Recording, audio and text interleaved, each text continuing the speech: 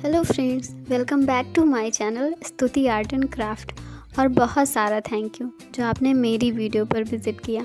और अब आ गए हो तो वीडियो पूरी देख कर ही जाना और कमेंट्स में मुझे ज़रूर बताना कि आपको मेरी ड्राइंग कैसी लगी। अगर आपको मेरी ड्राइंग थोड़ी भी पसंद आए तो प्लीज़ मेरे वीडियो को लाइक करना। अगर आप मेरे चैनल पे नए हैं तो चैनल को सब्सक्राइब करना। तो चलिए मिलते हैं वीडियो के लास्ट में।